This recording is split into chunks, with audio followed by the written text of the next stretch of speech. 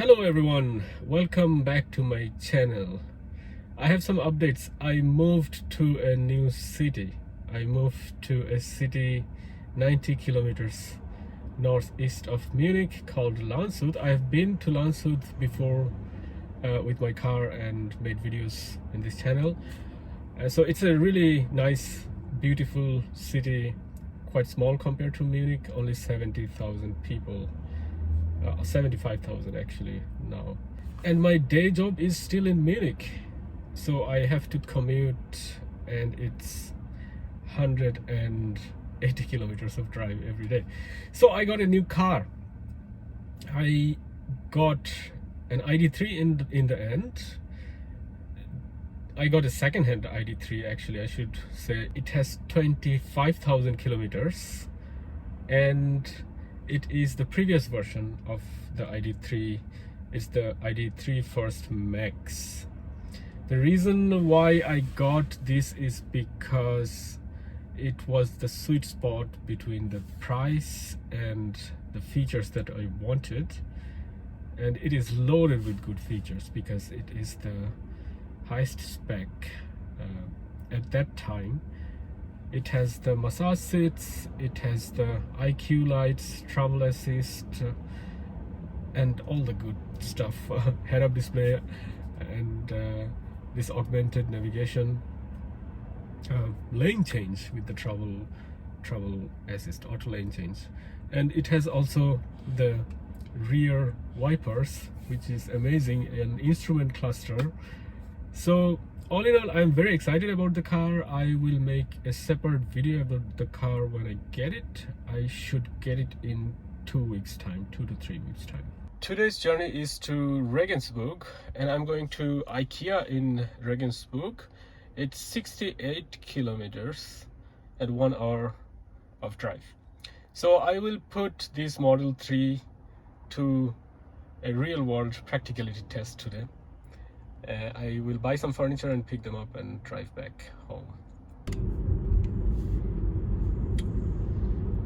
Just driving through Landshut. It's really nice today. It's the month of November, but still sunny. Amazing.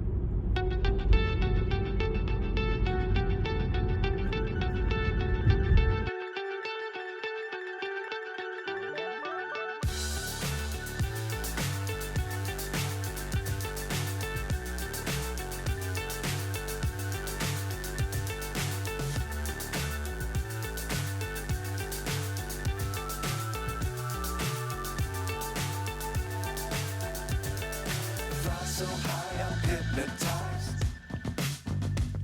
What's up is down, what's left is right.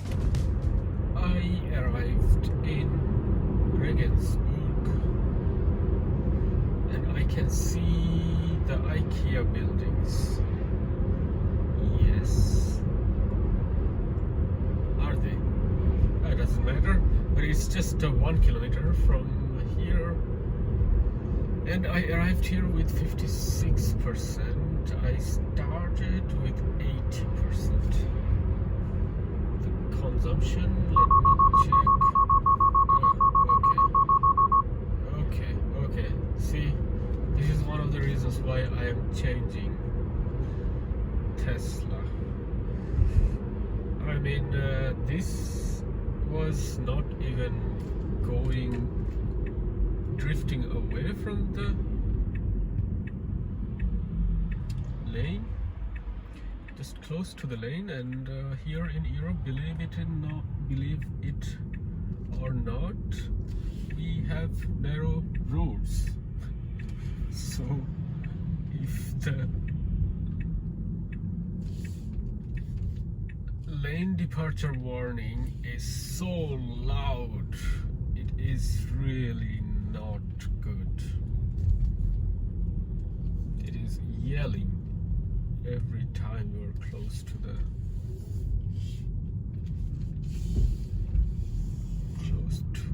lane markings.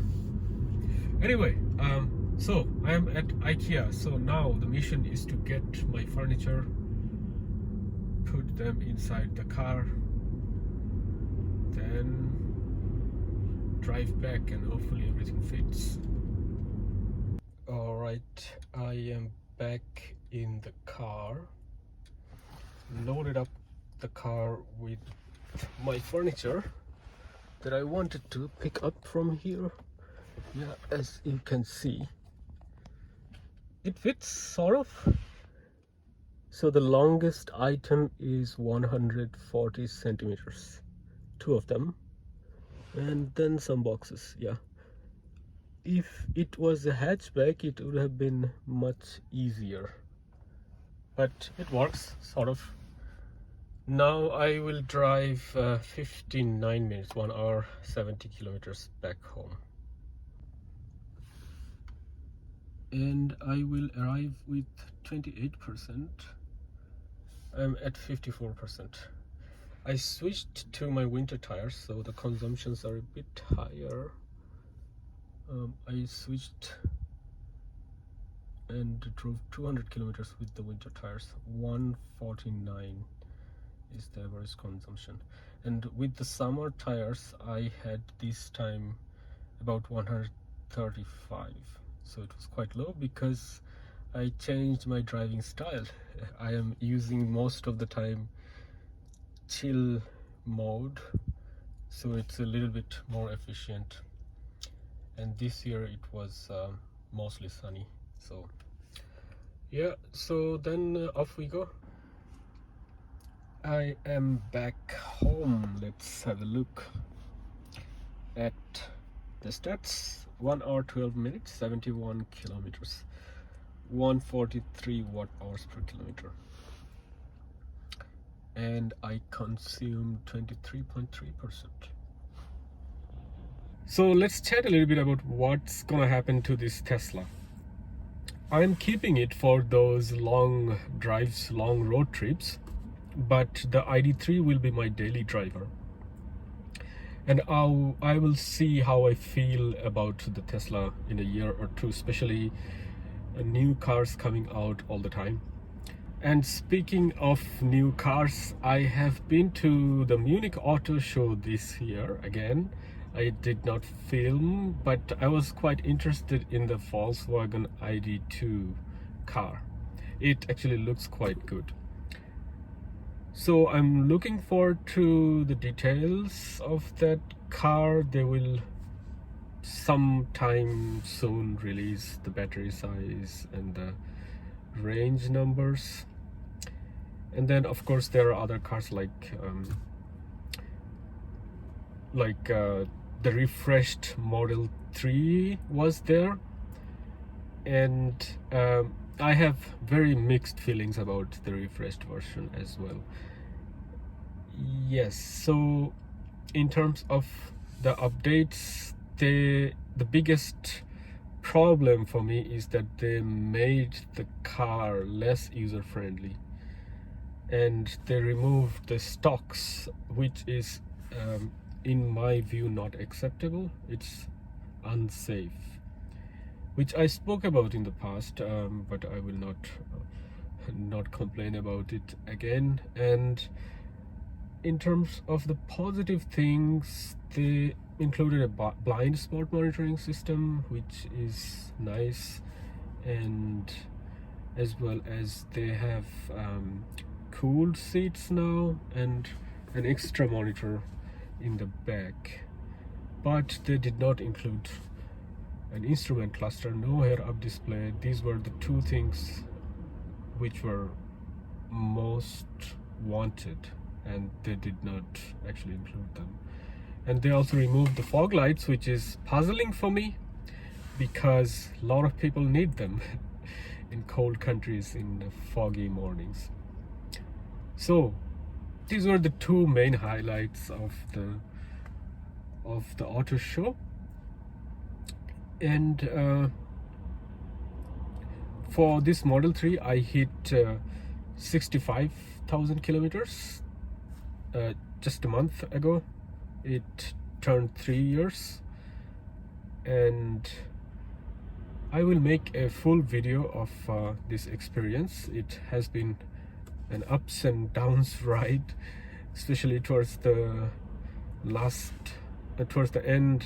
of my ownership, I am a little bit annoyed, as you know from my videos. So I will make a video and I will talk about my experiences in the last 3 years. And in the past year, what happened was I had to change my tires, both my winter tires and also my summer tires, and also the suspension arm was making a squeaky noise, so they replaced it, and also some other stuff in the back, the trunk lead harness or something like that. There was a recall related to that, and I think I have to go to service again because the back lights have condensation again, and the water is accumulating inside that. So this is a common problem in Model 3s. Yeah, it is really made for sunny California where it does not rain, I guess. So they replace it, and that's fine under warranty, but they just need to keep the car, so this is not convenient. But anyway, I will do it, and I will make a video about, like I said, about all these things. So that's all for today. Thanks for hanging out, and I will see you in the next one.